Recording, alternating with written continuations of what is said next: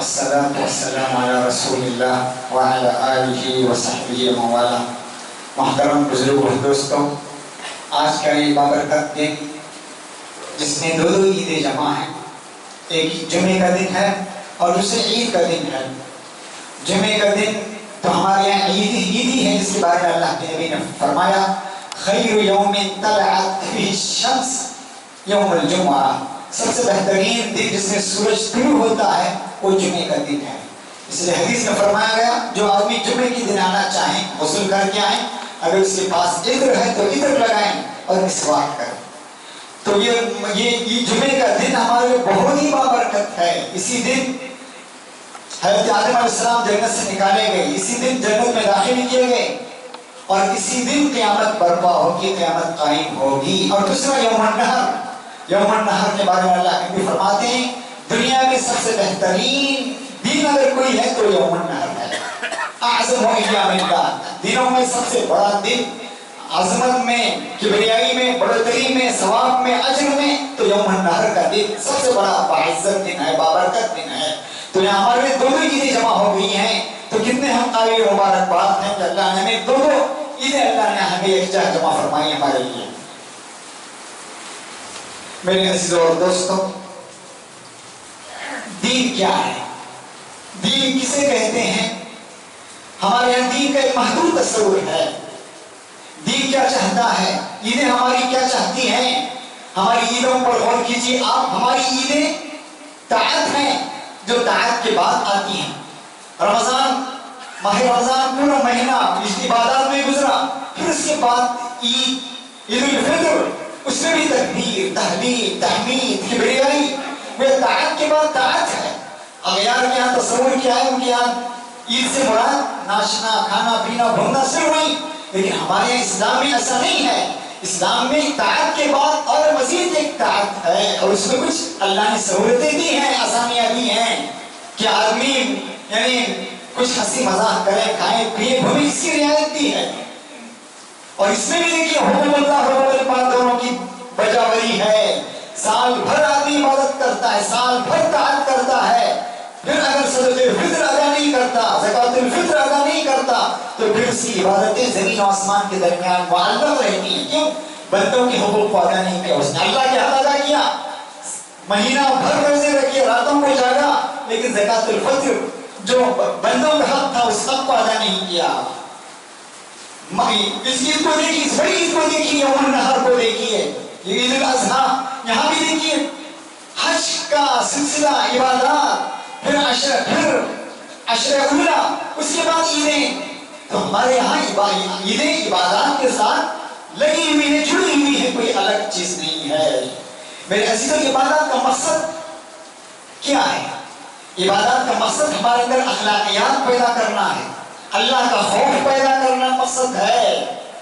نماز دیکھیے، نماز کا مقصد ان الصلاۃ تنہی عن الفحشاء والمنکر کہا، نماز برائیوں سے اور فحش چیزوں سے روکتی ہے، برائیوں سے روکتی کہا۔ صدقے کے بارے میں کہا تھا خذ من اموالہم صدقہ تطہرہم وتزکیہم کہا، صدقہ لیجیے تاکہ ان کی صفائی اور پاکی ہو۔ حج کے بارے میں کیا کہا؟ فمن فرض فیہن الحج فلا رفث ولا فسوق ولا جدال فی الحج۔ ہماری تمام عبادات کا مقصد کیا ہے؟ اللہ کے حقوق کے ساتھ بندوں کے حق کی ادا کرنا ہے۔ جو آدمی اللہ کا حق ادا کرنا لیکن بندوں کا حق ادا نہیں کرتا، وہ اپنے دعوے میں کوڑا ہے۔ اس لیے کہ دین کیا ہے؟ الدین المعاملہ، دین معاملے کا نام ہے، لوگوں کے ساتھ برتاؤ کا نام ہے۔ ہم بعض لوگ کہتے ہیں بھائی ہم غصہ ہے، اس طرح کی حسد ہے، چرکپٹ ہے، کینہ بغض ہے، یہ ہماری فطری چیز ہے، ہم اس سے دور نہیں ہو سکتے۔ مشہور محاورہ ہے التبع یغلب التتبع، یہ غلط ہے، یہ عقیدہ ہی غلط ہے۔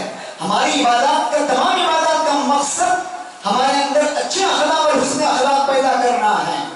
جانوروں کو دیکھیے، چیتا اور خونخوار جانور، ایک آدمی اسے پالتا ہے، پوستا ہے اور اس کی تربیت کرتا ہے تو وہ مالک کے اشارے پر ناشے رکھتا ہے۔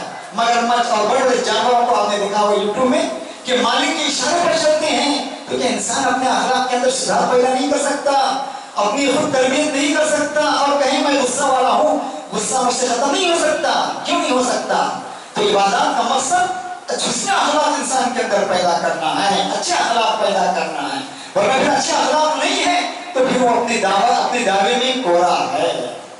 میرے عزیزوں اور دوستوں، خالق کے ساتھ تعلق، اپنے بندے کے ساتھ، سب سے پہلا تعلق اپنے رب کے ساتھ، اور جو آدمی بندوں کے حق ادا کرے اور اللہ کا حق ادا نہ کرے وہ بھی اپنے دعوے میں کورا ہے۔ کیوں؟ یا تو وہ عبادات کر رہا ہے دکھانے کے لیے، اس کے اندر دکھاوا ہے، نامنوط ہے، نمائش ہے۔ کیوں؟ اگر اس کے اندر صحیح معنی میں اخلاص ہوتا تو بندوں کے حق جہاں ادا کر رہا ہے اپنے پیدا کرنے والے رب کا بھی حق ادا کرتا، جس نے اسے پیدا کیا، پالا، پوسا۔ تو یہ بھی دونوں ضروری ہیں، خالق کے ساتھ اپنا تعلق اور پھر بندوں کے ساتھ اپنا تعلق استوار کرنا چاہیے۔ میرے عزیزوں اور دوستوں، جس طرح میں نے کہا وَقُولُوا لِلنَّاسِ حُسْنًا، لوگوں کے ساتھ اچھا برتاؤ کیجیے، لوگوں کے ساتھ اچھائی کے ساتھ پیش آ جائیے، اسلام کہتا ہے۔ ہمارے پڑوسیوں کے ساتھ کیا تعلق ہونے چاہیے، مہمانوں کے ساتھ کیا تعلق ہونا چاہیے، برادران وطن کے ساتھ کیا تعلق ہونا چاہیے، تمام لوگوں کے ساتھ، پورے معاشرے کے ساتھ ہمارا رشتہ کیا ہونا چاہیے، یہ اسلام ہمیں بتاتا ہے۔ اسلام ان تمام لوگوں کے ساتھ تعلقات کو ایمان کی علامت قرار دے رہا ہے۔ من کان یؤمن باللہ والیوم الآخر فلیکرم ضیفہ، گویا اکرام ضیف، مہمانوں کی ضیافت کرنا یہ ایمان کی علامت ہے۔ من کان یؤمن باللہ والیوم الآخر فلیکرم جارہ، جو آدمی اللہ اور اس کے رسول پر ایمان لاتا ہے اسے اپنے پڑوسیوں کے ساتھ عزت کا برتاؤ کرنا چاہیے، اچھا برتاؤ کرنا چاہیے۔ تو پڑوسی چاہے عیسائی ہو، یہودی ہو، نصرانی، جس دھرم کا بھی ہو، تو ہمارا تعلق برادران وطن کے ساتھ، پڑوسیوں کے ساتھ، بھائیوں کے ساتھ، ان تمام کے ساتھ ہمارا رشتہ مضبوط ہونا چاہیے۔ اور اس طرح کے رشتے کے مضبوط ہونا یہ گویا ایمان کی علامت اسلام قرار دیتا ہے۔ اس لیے اللہ کے نبی کہہ رہے ہیں وَاللَّهِ لَا يُؤْمِنُ وَاللَّهِ لَا يُؤْمِنُ مَن لَا يَأْمَنْ جَارُهُ بَوَائِقَهُ، 3 مرتبہ اللہ کے نبی کہہ رہے ہیں خدا کی قسم وہ شخص ایمان والا نہیں ہو سکتا، وہ شخص ایمان والا 3 مرتبہ کہہ رہے ہیں۔ کیا کہہ رہے ہیں؟ جس کا پڑوسی اس کے پڑوسی سے محفوظ، اور جس کا پڑوسی اس کے شر سے محفوظ نہ رہے، وہ ایمان نہیں، ایمان ہوئے ایمان سے عاری اور خالی ہے۔ میرے عزیزوں، ایک پڑوسی آتے ہیں، ایک مہمان آتا ہے اللہ کے نبی کے دربار میں، اللہ کے نبی اپنی تمام بیویوں کے گھر بھیجتے ہیں، تمام بیویاں کہتی ہیں ہمارے پاس سوائے پانی کے کچھ نہیں ہے، مہمان کی ضیافت کچھ نہیں ہے۔ اللہ کے نبی کہتے ہیں کون اس مہمان کی ضیافت کرے گا؟ ایک آدمی کھڑا ہوتا ہے، کہتا ہے انصاری میں اسے اپنے گھر لے جاؤں گا۔ وہ مہمان کو اپنے گھر لے جاتے ہیں، گھر میں پوچھتے کیا ہے؟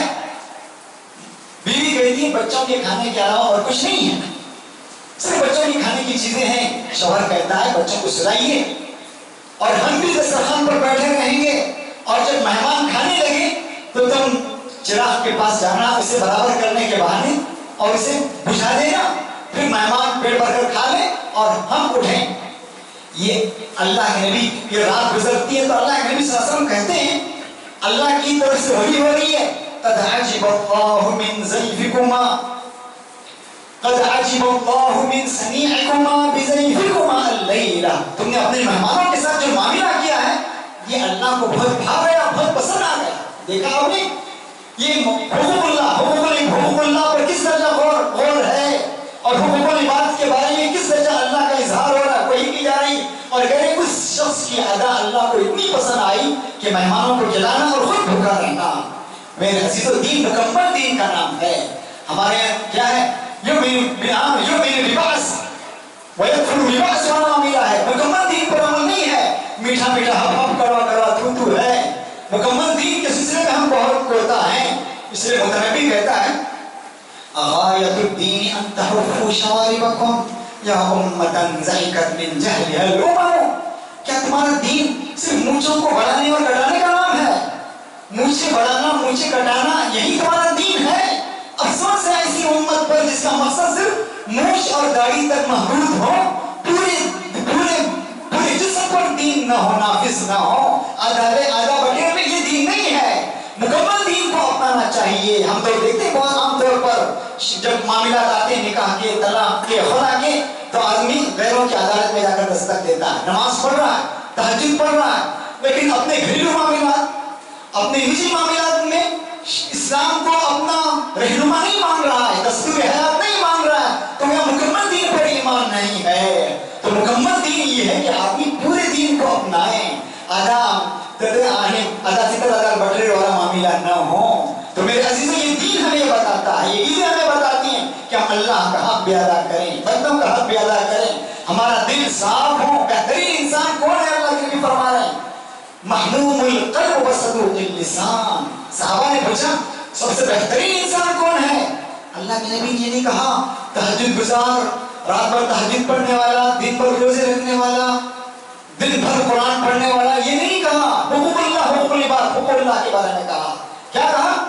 الصدوق المحموم القلب، صاف دل صاف، جس نے اپنے دل پر جھاڑو لگا دی ہو۔ وَالْقِيَامَةَ فَتَحْرِرْ، حسد، چھل، کپٹ، کینہ، بغض، عداوت، بدگمانی، کسی کی ٹانگ کھینچنا، ہم اس کو شریعت نہیں سمجھتے، بہت بڑی چیز ہے۔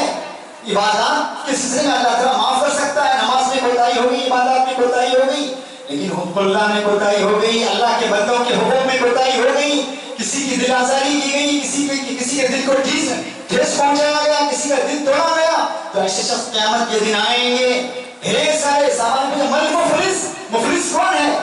اللہ کے نبی کہا جس کے پاس صحابہ نے کہا جس کے پاس درہم نہیں، دینار نہیں، مال نہیں، کہا نہیں مفلس وہ نہیں، ڈھیر سارے اعمال لے کر آئے گا، زکات، صدقات، حج، نہ جانے کیا کیا اعمال لے کر آئے گا، ڈھیر سارے، بہت سارے۔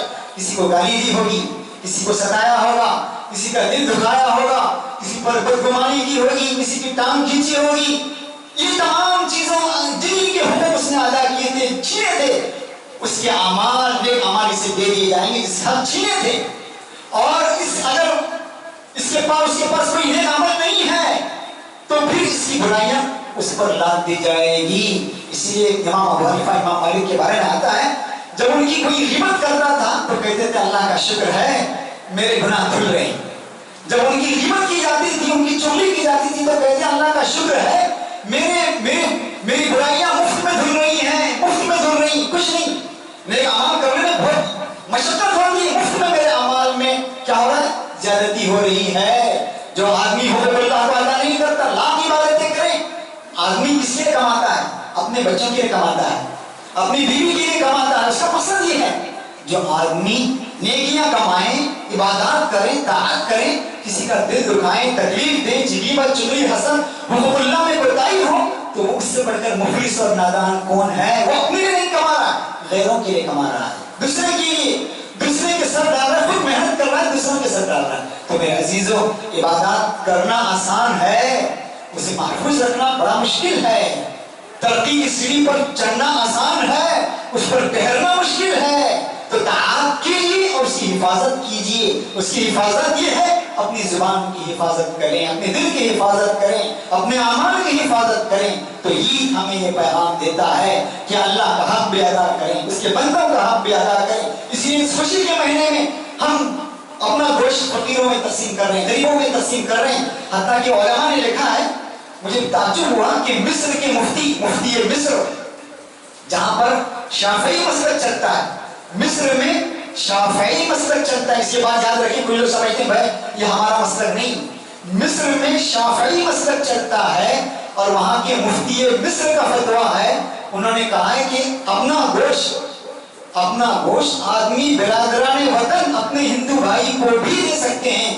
فقر فاقہ ہے، غربت ہے، یا پھر بھائی چارہ اور تعریف قلب مقصود ہے، پڑوسی ہے، تو اس گوشت کو غریب اپنے برادران وطن کو بھی بطور تحفہ دے سکتے ہیں اگر وہ لے سکتا ہے۔ یہ شافعی کا ہے اور مفتی مصر کا فتویٰ ہے، جہاں پر مصر میں، پورے مصر میں وہاں کے بڑے مفتی ہیں اور وہاں پر مصر کا فتویٰ شافعی کا ہے۔ تو میرے عزیزوں، عبادات میں مقصد یہ ہے کہ ہم اس لیے کہتے ہیں الدراہم مراہم، الدراہم مراہم، یعنی دینا، ہدیے، تحفے، انعامات، یہ مرہم پر پہا رکھتے ہیں، مرزم پر پہا رکھتے ہیں۔ اپنے برادران وطن کو بھی قریب کریں گے، اپنے رشتہ داروں کو، پڑوسیوں کو اور دوستوں کو تحفے تحائف وغیرہ دیتے رہیں گے، تو پھر ان سے دل میں محبت ہوگی، اخوت ہوگی، بھائی چارہ ہوگا، رشتہ مضبوط ہوگا۔